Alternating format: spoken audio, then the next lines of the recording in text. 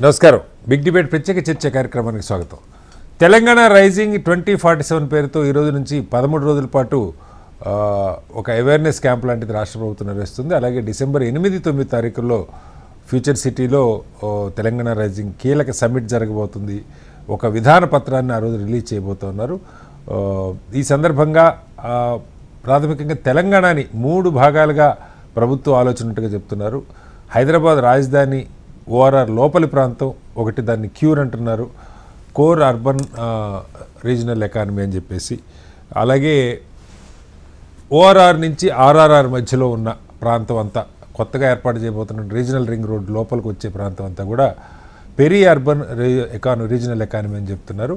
అక్కడ పరిశ్రమలు, ఇతర ఇండస్ట్రియల్ కారిడార్స్ ఇలాంటివన్నీ వచ్చి ఏర్పాటు చేసే ఆలోచన చెప్తున్నారు. దాని బయట ఆర్ఆర్ఆర్ బయట ఉన్నది రేర్ అని చెప్పి rural and agriculture reason economy అని చెప్పి 3 భాగాలుగా తెలంగాణని దృష్టిలో పెట్టుకొని 3 భాగాలుగా విభజించుకొని ఎక్కడ ఏముండాలన్న దాని మీద ప్రభుత్వం ఒక స్పష్టమైన విధాన పత్రాన్ని తయారు చేసే క్రమంలో ఉన్నది. దీనికి అనేక మంది నిపుణుల నుంచి అటు నీతి ఆయోగ్, ఐఎస్బి లాంటి ప్రతిష్టాత్మక సంస్థల ద్వారా కూడా కొంత డాక్యుమెంటేషన్ సపోర్ట్ తీసుకున్నట్టుగా మనకు అర్థమవుతుంది. ఎలాంటి నిర్ణయాలు చేయాలి, ఎలాంటి విధానాలు ఉండాలన్న దాని మీద ఈ అంశం మీద వాళ్ళు బిగ్ డిబేట్లో చర్చను చేపట్టారు. చర్చలో మనతో పాటు రియాజుద్దీన్ గారు, కాంగ్రెస్ పార్టీ సీనియర్ నాయకులు, గ్రంథాలయ సంస్థ చైర్మన్ వారు ఉన్నారు. అలాగే ఎండల లక్ష్మణ్ గారు, భారతీయ జనతా పార్టీ సీనియర్ నాయకులు వారు కూడా, మాజీ ఎమ్మెల్యే వారు కూడా మనతో జాయిన్ అవుతున్నారు. అలాగే దిలీప్ కుమార్ గారు, మాజీ ఎమ్మెల్సీ విశ్లేషకులు వారు కూడా మనతో ఉన్నారు. మరి కాసేపట్లో doctor Rakesh Chirumalla, BRS party నాయకులు కూడా మనతో జాయిన్ అవుతారు.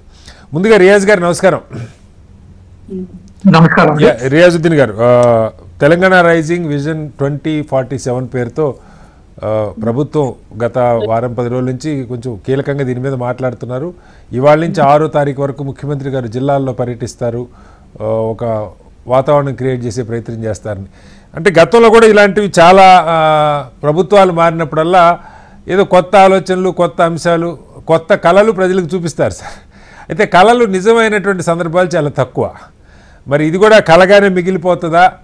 పేపర్ మీద అయితే వినటానికి బాగానే ఉంటాయి, చెవులకి ఏమంటారు, శ్రవణానందకరంగా ఉంటుంది, కానీ ఆచరణలో ఏ రకంగా చేయబోతున్నారు 3 భాగాలుగా?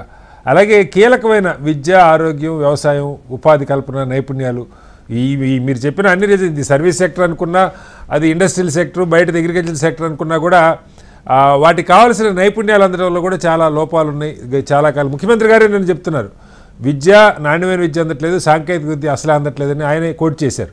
ఏం చెప్తారు? శ్రీనివాసరావు గారు, మీకు అట్లాగే ప్యానల్లో ఉన్న ఇతరులందరూ కూడా నమస్కారాలు. అంటే సమాజం అనేది ఎప్పుడైనా గతిశీలతను కలిగి ఉంటుంది. సమాజంలో గతిశీలత మారినా కొద్దీ మోడ్ ఆఫ్ డెవలప్మెంట్ యాక్టివిటీస్ కూడా మారుతూ ఉంటాయి. మన ప్రపంచవ్యాప్తంగా గండర్ ఫ్రాంక్ అనే ఒక ఎకానమిస్ట్ ఏమంటా ఉంటాడంటే, ఆయన సెంటర్ పెరిఫెరీ థియరీని ఆయన ప్రధానంగా ప్రతిపాదిస్తాడు. అందులో ఒక చుట్టూ పెరిఫెరీకి, ప్రతి పెరిఫెరీ కూడా ఒక సెంటర్ ఉండాలి. ఆ సెంటర్ బేస్ చేసుకుని వాణిజ్య కార్యక్రమాలు పెరిఫెరీకి అంతా ఉంటాయి, పెరిఫెరీ నుంచి కావాల్సిన ముడి పదార్థాలు సెంటర్కి అంతా ఉంటాయి. ఇప్పుడు జరిగింది ఏంటంటే, మన ఇండియన్ ఎకానమీలో ప్రధానంగా రావాల్సిన మార్పు ఏంటంటే, మనది గ్రామీణ అంటే విలేజ్ బేస్డ్ ఎకానమీ అనేది. అంటే ప్రతి విలేజ్ సఫిషియెంట్ గా ఉండే కోణంలోనే ఆ విలేజ్ ఎకానమీ దేశాన్ని నడిపిస్తూ ఉంటుంది. అయితే ఈరోజు ప్రపంచవ్యాప్తంగా కూడా బేసికల్ గా ఏంటంటే, ఇండస్ట్రీస్ పెరిగినా కొద్ది, సర్వీస్ సెక్టర్ పెరిగినా కొద్ది, సిటీస్ అర్బనైజేషన్ పెరగకుండా విలేజ్ కి సంబంధించిన ఎకానమీ కూడా కాపాడుకునే పరిస్థితి లేదు. మన తెలంగాణ విషయానికి వస్తున్నప్పుడు ఏమైతుంటే సార్, తెలంగాణలో మనం ఎన్ని మాట్లాడినా కూడా ఏకైక సిటీ హైదరాబాద్. అంటే మనం ఎకానమీ అంటే ఎకానమీ క్యాపిటల్ సిటీ హైదరాబాదే. హైదరాబాద్ బేస్ చేసుకునే తెలంగాణకు సంబంధించిన సర్వ కూడా హైదరాబాద్ కేంద్రంగా ఉంది వాస్తవం. Exactly sir. అయితే నిజానికి కూడా నిజాం టైంలో కూడా, అంటే మనకి యాక్చువల్ గా 1590లో హైదరాబాద్ ఎస్టాబ్లిష్ అయినప్పుడు కూడా కుతుబ్ షాహీలు ఈ హైదరాబాద్ నగరాన్ని విశ్వనగరంగా, అంటే మొత్తం ప్రపంచంలో ఇది 40 నగరాల్లో ఒక నగరంగా అప్పుడు ఫెరిస్తాలంటే వాళ్ళు రాశారు బిజినెస్ సంబంధించి. వెనిస్ నుంచి, రోమ్ నుంచి అనేక మంది ఇక్కడికి వచ్చి బిజినెస్ చేసే నేపథ్యం కూడా ఉంది. కాబట్టి ఈ రోజు హైదరాబాద్ బేస్డ్ గా ఎకానమీ డెవలప్ చేసే క్రమంలో హైదరాబాద్ లో ఉన్న ఎస్టాబ్లిష్ ఇండస్ట్రీస్ ఏవైతున్నాయో అందులో పొల్యూటెడ్, నాన్ పొల్యూటెడ్ సంబంధించిన కేటగరైజ్ చేసుకొని ఇండస్ట్రీస్ ని మనం తీసుకుపోయి మనం పెరిఫర్ లో పెట్టే క్రమం ఒకటి. అలాగే హైదరాబాద్ బేస్డ్ ఎకానమీలో తెలంగాణని హైదరాబాద్ ఒక గుండెకాయగా మార్చే క్రమంలో మా ప్రభుత్వం వైపు నుంచి కూడా మోడల్స్ ఆఫ్ ఎకానమీ పెట్టాం. సక్సెస్ రేట్ అనేది మనం భవిష్యత్తులో వేచి చూడాల్సి ఉంటుంది.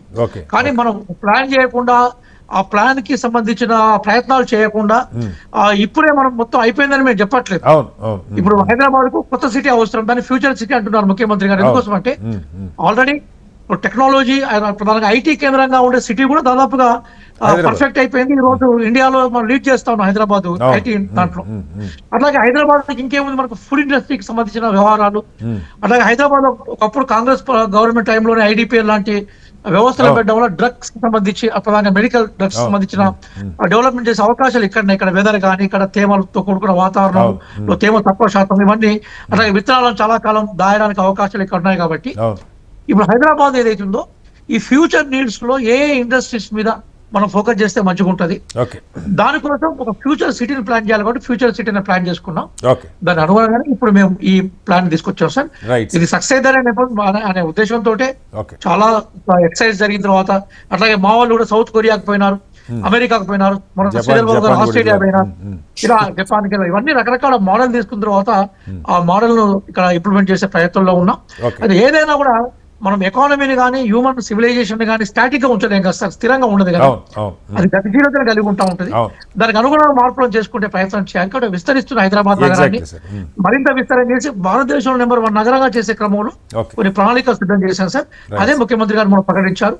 అది ఈ రోజు ప్రజలకు చర్చలో వచ్చింది. మీరు కూడా బహుశా ఆ అవసరాల మీదే మమ్మల్ని చర్చించాలని నేను భావిస్తున్నాను. రైట్ సార్, చర్చిద్దామండి. నిజంగా మీ ఆలోచన, మీ బ్లూ ప్రింట్ బాగానే ఉంది, కానీ ఆచరణలు ఎలా ఉంటాయి? నిజంగా బ్లూ ప్రింట్ వరకు తీసుకుంది సార్. ఆచరణ కాలక్రమంలో దాని ఆచరణ లేకపోతే ఎలాగ విమర్శలు ఎదుర్కోవాల్సి వస్తుంది.